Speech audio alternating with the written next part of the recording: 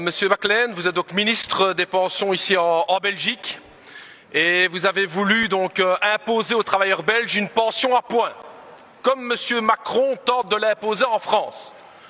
Une pension à points qui est antisociale et vous avez dû reculer sur cette mesure.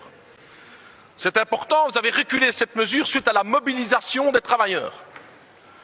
Une mobilisation exemplaire. Je vous rappelle qu'en septembre 2017, vous aviez dit « cette pension à points, elle va passer, elle va être imposée au niveau des travailleurs ». En mai 2018, 70 000 travailleurs belges défilaient dans les rues de Bruxelles pour défier votre mesure à pension à points. 70 000. Et vous avez dû reculer. Vous avez dû reculer. Vous avez dû reculer pourquoi? Parce que comme M. Macron, vous voulez appliquer une pension à points qui allait être une pension tombola. Cette valeur du point, je le rappelle, hein, on ne mange pas quand on est pensionné avec des points, on veut des euros. Et vous vouliez faire fluctuer la valeur du point en fonction du budget de l'État et de l'espérance de vie. C'était vraiment scandaleux. Et c'est la même mesure que M. Macron veut imposer. Eh bien, en France, il y a une même mobilisation.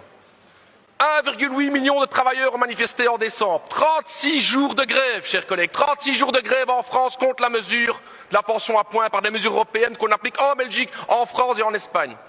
Aujourd'hui, 200 manifestations dans les rues de Bruxelles. Alors mes questions vont être très simples, monsieur le ministre belge des pensions.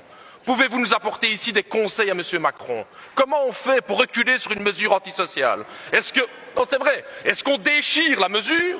Est-ce qu'on l'enterre, monsieur le ministre? Est-ce qu'on en fait une boule ou on la jette à la poubelle? Expliquez un peu à monsieur Macron comment un ministre qui a une mesure antisociale recule sur une mesure devant une telle mobilisation. Je suis très content d'entendre votre réponse.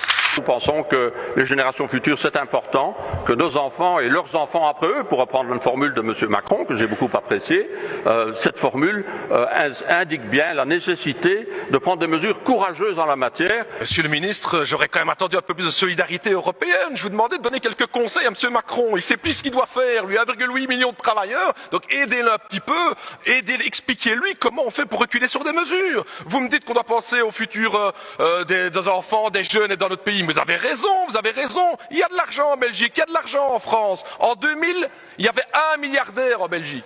Aujourd'hui, en 2020, il y a 29 milliardaires en euros. Il y a de l'argent en Belgique, il y a de l'argent en France. Allez chercher de l'argent là-bas, monsieur le ministre. C'est une des raisons, effectivement.